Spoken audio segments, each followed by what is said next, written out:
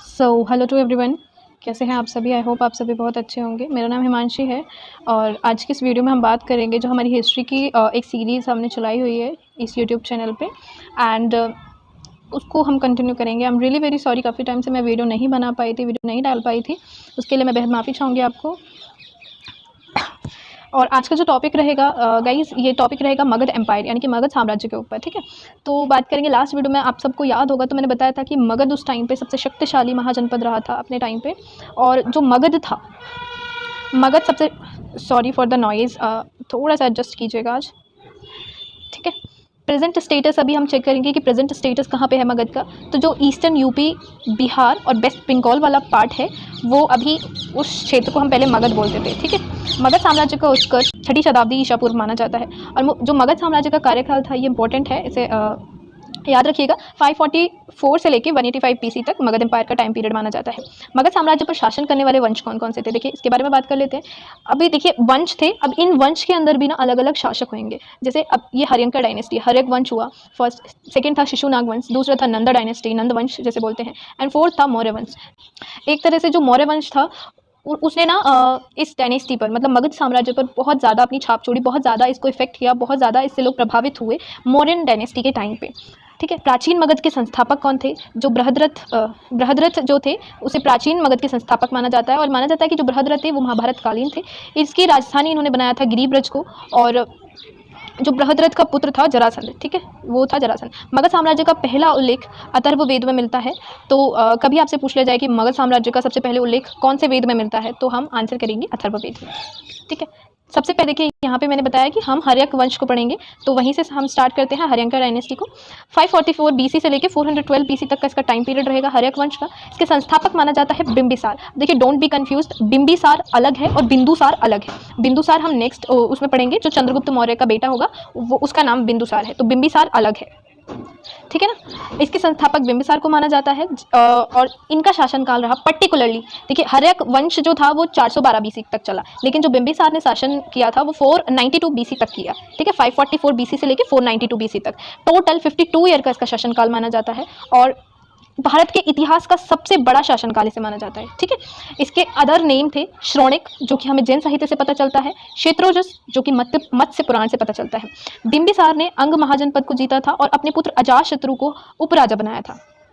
ठीक है, और इसने क्या रणनीति चली कि राज्य विस्तृत करने के लिए ना विवाह संबंधों का सहारा यहाँ पे ज़्यादातर लिया जाने लगा मगध साम्राज्य में। और पहला दहेज का उदाहरण भी यहीं से मिलता है। इनकी वाइफ कौन थी? महाकौशला, जो कि कौशल नरेश प्रसेनजीत की बहन।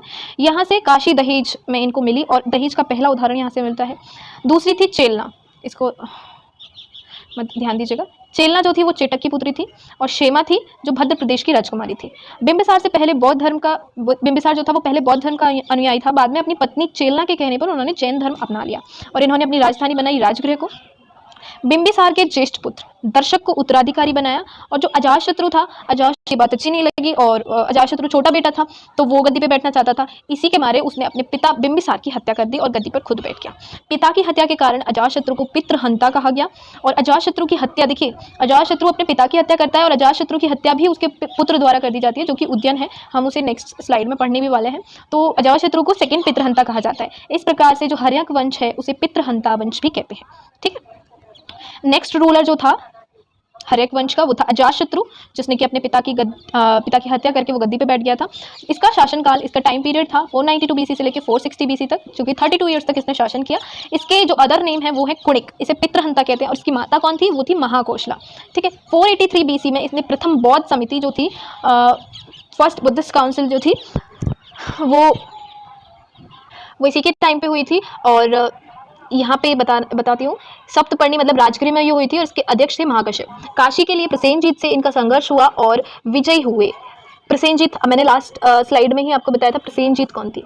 प्रसेनजीत मतलब इनके तो मामा लगे ना, जो महाकौशला थी वो प्रसेनजीत की तो बहन थी, तो मतलब अपने मामा से संघर्ष हुआ इनका। ठीक है, और बाद में प्रसेनजीत के जब ये जीत गया उस युद्ध को, तो प्रसेनजीत की पुत्री से इसने विवाह भी कर लिया। अजातशत्रु जैन धर्म का अनुयायी था और महावीर स्वामी और महात्मा बुद्ध की मृत्यु इसी के टाइम पीरियड में, मतलब इसी के काल में हुई थी। अब हम बात करेंगे उदयन की। उदयन कौन था? उदयन अजातशत्रु का पुत्र था। इसे द्वितीय पितृहंता कहते हैं और इसका टाइम पीरियड रहा 460 BC से लेकर 444 BC तक। पाटलिपुत्र नगर की स्थापना इसी के द्वारा की गई, जो कि गंगा, गंडक और सोन नदी पर है।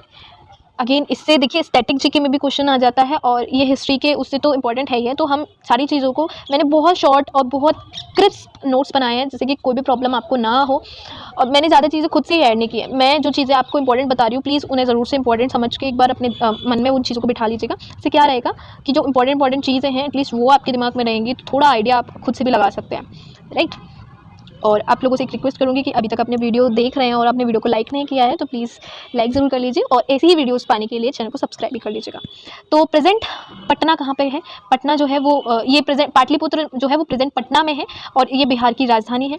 कुसुमपुरा के नाम से ये इससे पहले जाना जाता था, और इसको फिर इन्होंने राजधानी भी बनाया था, ठीक है। उज्जैन के 3 पुत्र थे, अनिरुद्ध, मुंडा और नागदशक। अब इतने ज़्यादा इंपॉर्टेंट नहीं है, यहाँ पे सिर्फ हमें इतना पढ़ना है कि जो नागदशक था वो हर्यक वंश का अंतिम शासक था, जिसकी हत्या उसकी मंत्री शिशुनाग ने कर दी थी, ठीक है। तो यहाँ से अब चालू होगा शिशुनाग वंश, ठीक है। किसकी हत्या की थी? उज्जैन के पुत्र नागदशक की हत्या शिशुनाग द्वारा की गई थी, और वहीं से ही हर्यक वंश का पतन हो गया और शिशुनाग वंश का उद्गम हो गया। शिशुनाग वंश का जो टाइम पीरियड है वो 412 BC से लेकर 344 BC तक माना जाता है। इसके संस्थापक आप सभी लोगों को पता ही होगा, जब उसने हत्या की है तो वही उसका संस्थापक बनेगा, यानी कि शिशुनाग खुद उसका संस्थापक था, जिसका टाइम पीरियड था 412 से लेकर 344 BC तक इसका टाइम पीरियड था। इसकी राजधानी थी वैशाली। शिशुनाग ने अवंती को जीता और किसको हराया? प्रद्योत को हराया, ठीक है। उसके बाद आते हैं कालाशोक पर। कालाशोक का शासनकाल था 394 से लेकर 366 BC तक। इसके टाइम पे द्वितीय बौद्ध संगति हुई थी, और 383 BC में वैशाली साबकमीर, मतलब ये वैशाली में हुई थी द्वितीय बौद्ध संगति, और इसके अध्यक्ष थे साबकमीर। कालाशोक ने पुनः पाटलिपुत्र को राजधानी बनाया। देखिए यहाँ से तो इसने, मैं आपको बताती हूँ, यहाँ से इसने चेंज कर दिया राजधानी को। पाटलिपुत्र किसने बनाया था? उज्जैन ने बनाया था। आप यहाँ पे देख पाएंगे पाटलिपुत्र उज्जैन ने बनाया। उज्जैन के पाटलिपुत्र बनाने के बाद वैशाली इसने चेंज कर दिया। वैशाली को फिर दोबारा से इसने वैशाली को हटा के फिर से इसने पाटलिपुत्री कर दिया, ठीक है। तो राजधानी आपको बहुत ज़्यादा अच्छे से ध्यान रखनी है, और इनके संस्थापक, ये चीज़ आप नोट कर लीजिए कि जो संस्थापक हैं एंड जो कैपिटल है वो आप ये समझ लिए वेरी वेरी इंपॉर्टेंट है, वेरी वेरी इंपॉर्टेंट। तो आपको इसे भूलना नहीं है, चाहे कुछ भी याद हो ना हो, ये ज़रूर याद रखिएगा। अब क्या है कि इसके 10 पुत्रों में से एक हुआ नंदीवर्धन, जो कि उस टाइम पे अंतिम शासक हुआ। नंदीवर्धन की हत्या किसने की? महापद्म नंद ने शुरा घोप के कर दी थी। महापद्म नंद ने नए वंश की स्थापना की, जिसे हम नंद वंश कहेंगे। तो आइए नंद वंश के बारे में बात कर लेते हैं। नंद वंश था 344 BC से लेकर 323 BC तक। इसके संस्थापक माना जाता है महापद्म नंद को, जिसका अन्य नाम था उग्रसेन, एकराट, सर्वशांतक। अगेन अन्य नेम में जो मैं पढ़ा रही हूँ ना, ये वाले एकराट और उग्रसेन, ये प्रीवियस ईयर क्वेश्चन में पूछा जा चुका है, तो आप इसे बहुत अच्छे से याद रखना, ठीक है। परशुराम का दूसरा अवतार ये खुद को कहता था। इसके समकालीन कौन थे? पाणिनि थे, और इनकी पाणिनि की बुक का नाम क्या है? वो है अष्टाध्यायी, ठीक है। फिर आता है घनानंद। घनानंद भारत पर उस टाइम सिकंदर का आक्रमण, मतलब जब भारत पर इसने राज्य किया तो उस टाइम सिकंदर भारत में आया था। इसी के काल में 326 BC में सिकंदर आया था, और इसके जो कंटेम्प्रेरी स्कॉलर्स हैं, मतलब समकालीन विद्वान थे, इसके समकालीन जो विद्वान हुए वो थे वररुचि विद्वान, कात्यायन विद्वान, और इसके समकालीन ग्रंथ माने जाते हैं 3 ग्रंथ माने जाते हैं, जैसे हम मुनित्रय कहते हैं। पहला है महाभाष्य, वर्तिका और अष्टाध्यायी। अष्टाध्यायी में आपको बता चुकी हूँ पाणिनि ने लिखी है, वर्तिका को काव्यायन ने लिखा है, और महाभाष्य को पतंजलि द्वारा लिखा गया है।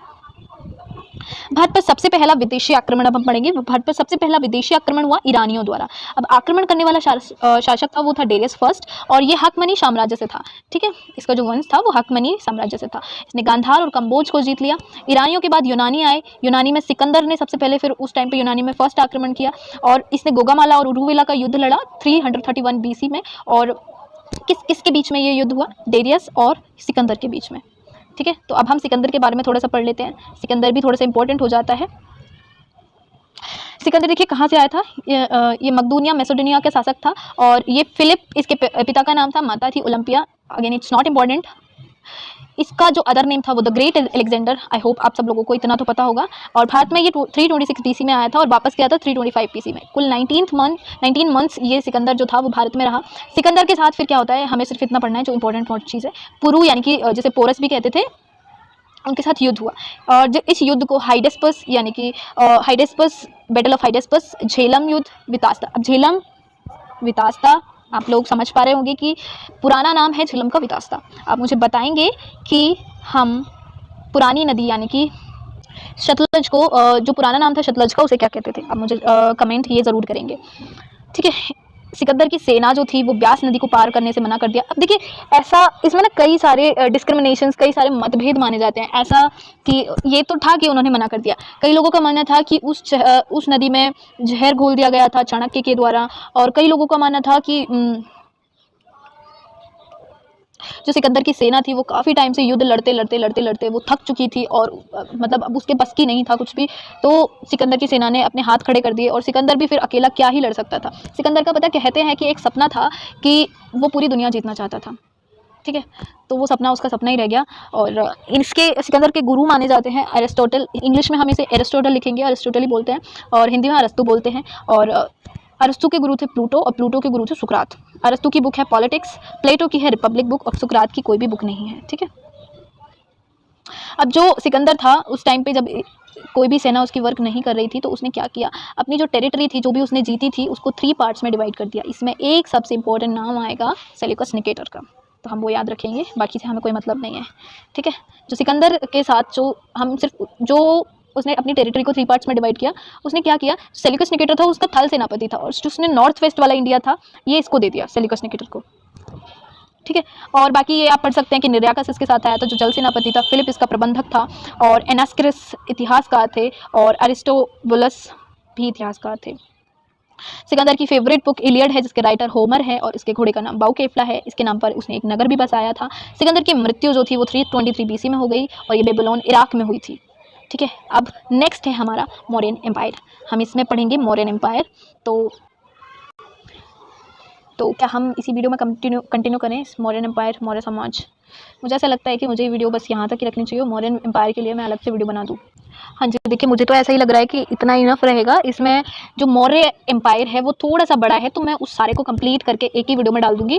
तो अभी आप क्या करेंगे, अभी आप इस वीडियो का अच्छे से रिवीजन करेंगे, देखेंगे। सबसे पहले तो आप पढ़ेंगे, रिवीजन तो बाद में होगा। तो ये वीडियो देखेंगे, उसके बाद नेक्स्ट वीडियो जो रहेगी मैं अपलोड कर दूँगी मौर्यन एम्पायर की, क्योंकि मौर्यन एम्पायर थोड़ा सा बड़ा है तो वो एक वीडियो में डालूँगी तो अच्छे से समझ आ जाएगा। पर्टिकुलर एक वीडियो हो जाएगी मौर्यन एम्पायर के ऊपर, ठीक है। तो गाइज़ अगर आपने ये वीडियो यहाँ तक देखी है और आपको ये वीडियो अच्छी लगी है तो प्लीज़ प्लीज़ प्लीज़ आपसे रिक्वेस्ट रहेगी कि चैनल को सब्सक्राइब कर लीजिए अगर आपको ऐसी ही वीडियोस चाहिए। और अगर कंटेंट में थोड़ी सी भी कोई भी कमी आ रही है, या फिर आपके जो थॉट्स है, आपकी जो राय है, आपके जो विचार हैं, आप मेरे साथ शेयर करना चाहते हैं, तो आप मुझे कमेंट कर सकते हैं कि मैं क्या सुधार कर सकती हूँ, क्या चीज़ें मैं न्यू ऐड कर सकती हूँ, और क्या क्या तरीके मैं अपना सकती हूँ आपको और इन्वॉल्व करने के लिए। बाकी अगर वीडियो आपको पसंद आ रही है तो प्लीज़ लाइक करना ना भूलिएगा। Thank you so much, bye bye, take care, बहुत सारा ध्यान रखिएगा, थैंक यू।